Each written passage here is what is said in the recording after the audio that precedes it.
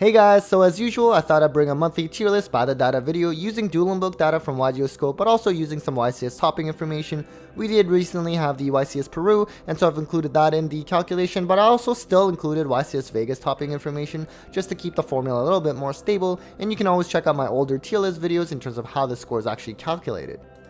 Now, before we continue, big thanks to my sponsors as always. Links and discount codes below for Yu-Gi-Oh supplies, and definitely also go check out Dragonrider Games for online Yu-Gi-Oh tournaments.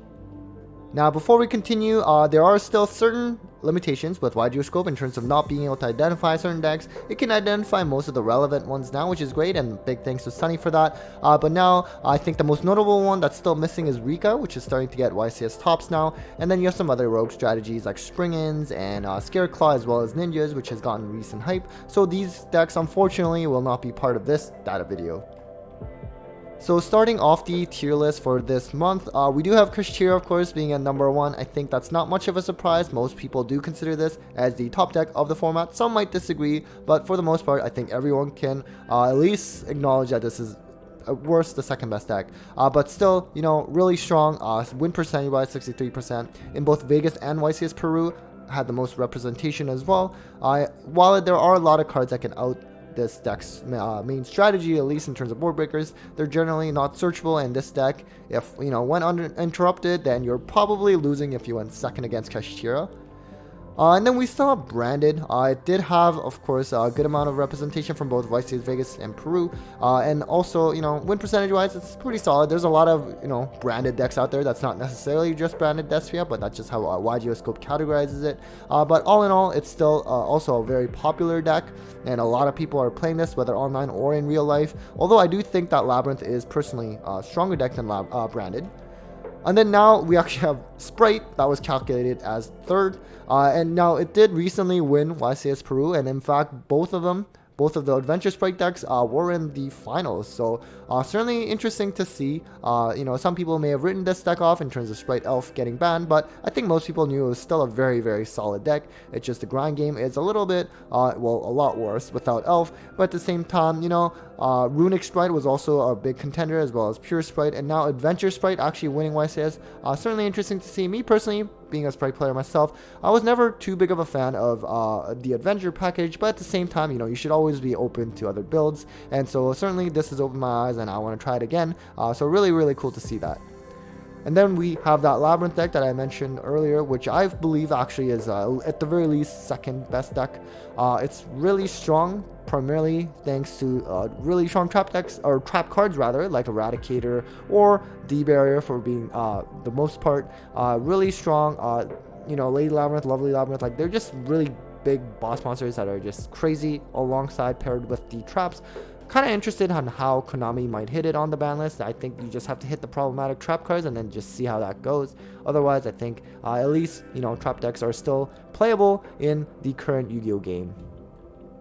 And then this one was kind of surprising, but maybe not really, is that Naturia, and this is more so Naturia Runic, which I've seen a lot of play online personally as I've been playing on Dueling Book, but you are probably seeing a lot of this on in real life as well, and it's also topping YCS events as well, which is really interesting.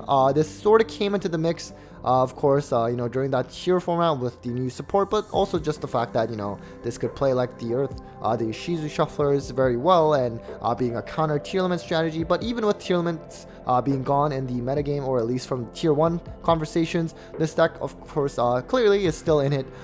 In terms of, and win percentage wise, 59% online is actually really, really good.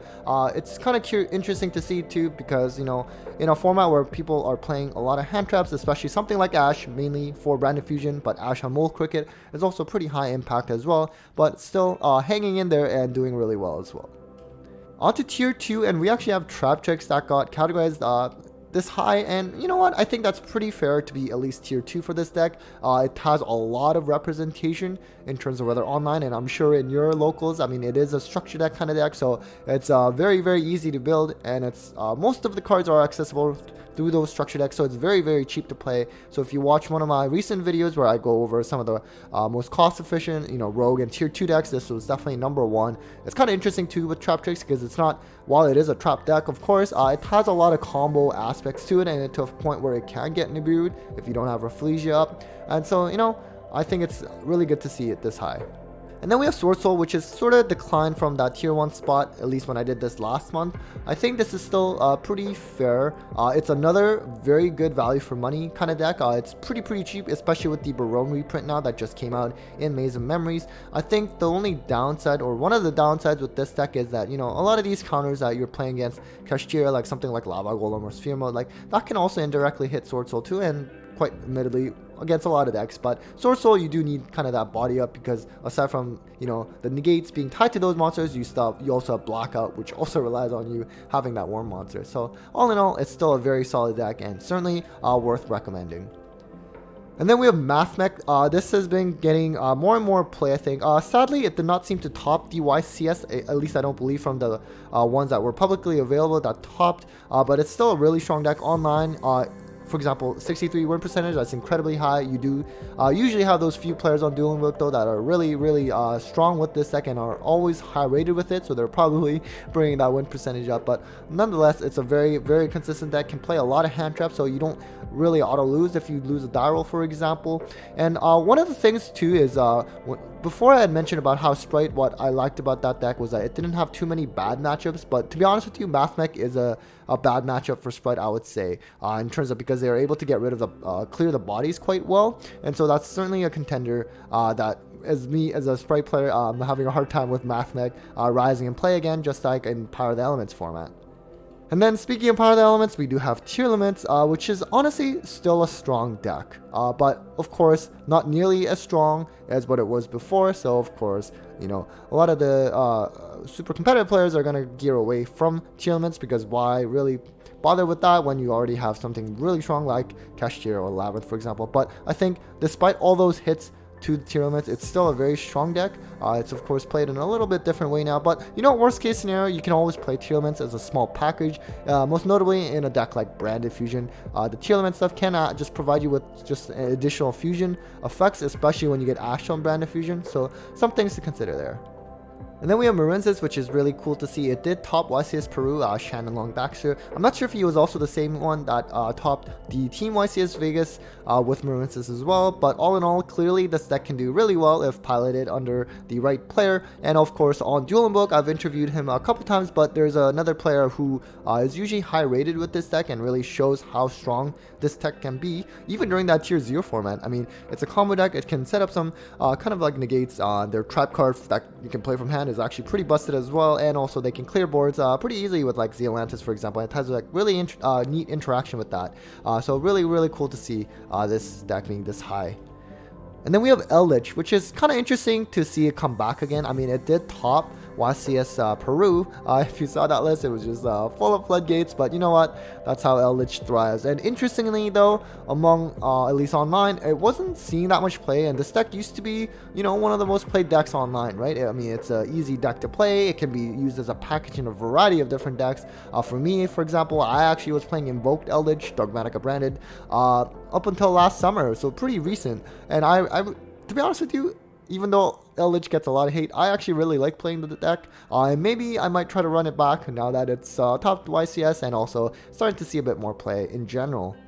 So on to Rogue, we do have Dragonlink, which actually did top YCS Peru, I believe. Still, you know, a strong deck with the Bestialist, 56% online. That's actually very respectable. And it's a deck that's probably just never going to die. I mean, Konami loves this deck in terms of dragon support, and you're always going to get some kind of dragon support or any kind of indirect dark or light support, which will help them anyways. So, you know what? I think no one's really surprised that it's still hanging on. Fluonderies, that's a deck that's maybe surprising some people in terms of hanging on, but you know what? Somehow online, this deck always does well, like 60% win percentage, which is really usually in like those tier 1 deck levels. Really strong despite the win barrier ban. I think it's somehow still able to find its way in the current format, and you know what? Now it's a rogue deck. It's probably very affordable as well, so something you could consider. Of course, actually, I guess the Pot of Prosperities is what makes it kind of expensive, but you can always play Extravagance instead, so there's different ways of playing it. And so yeah, I mean, personally, I think Kashtira usually is just considered a much better version of Flunder in terms of, you know, banishing everything, but you know what? At least you have a budget alternative now.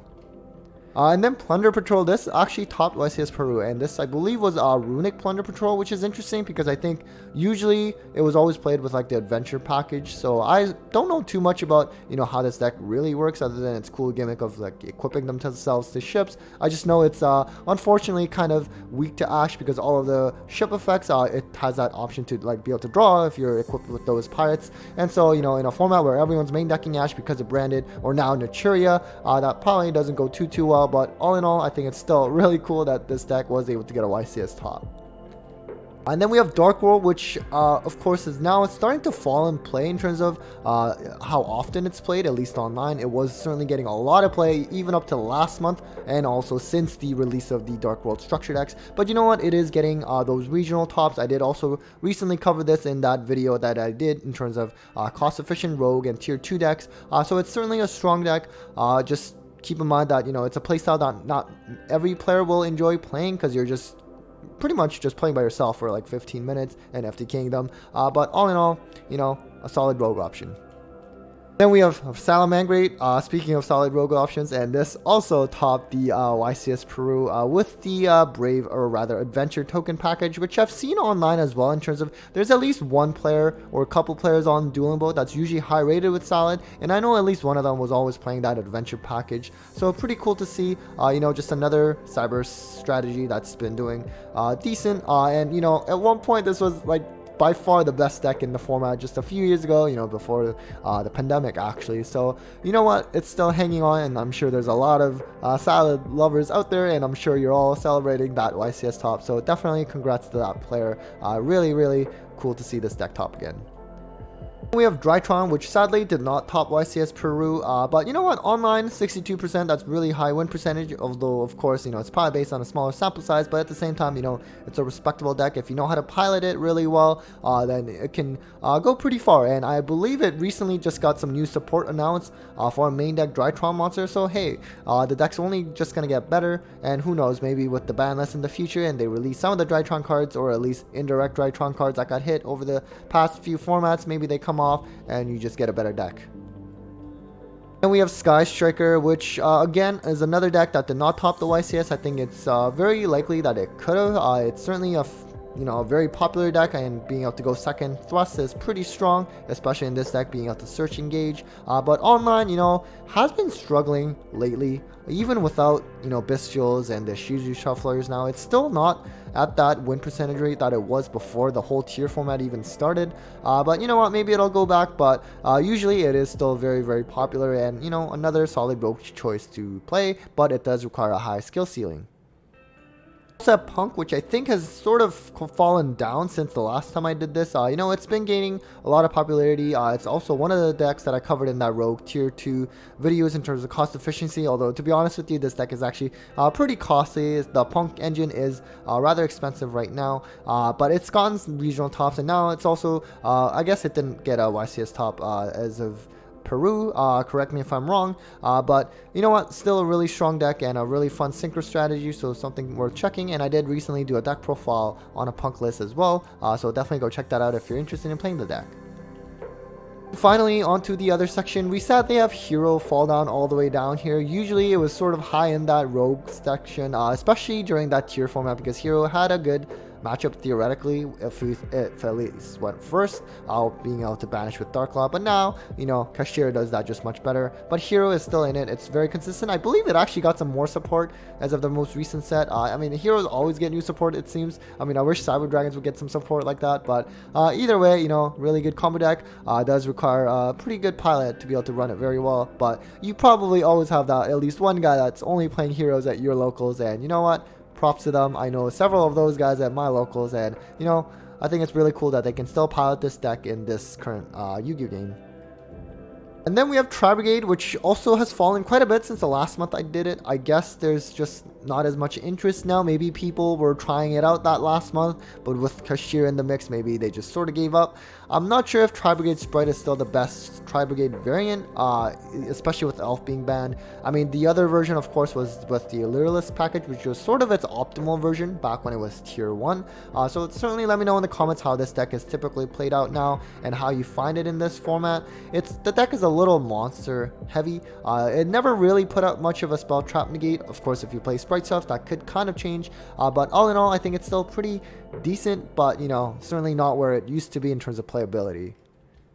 See, we have Dinosaur, which is also, you know, something you usually always see at least in the Rogue section or in this other section. I think, you know, Dinos did also get some more support announced. I think it's another kind of deck that Konami really likes to beef up. Of course, the best thing for Konami to do would be just to get that Misk off to at least like 2, for example. I think at 3 might be a little too strong. You never know. They've already done it multiple times, and I think they've kind of regretted that decision bringing it back. So who knows? They'll probably be a bit more cautious with trying to bring Misk back.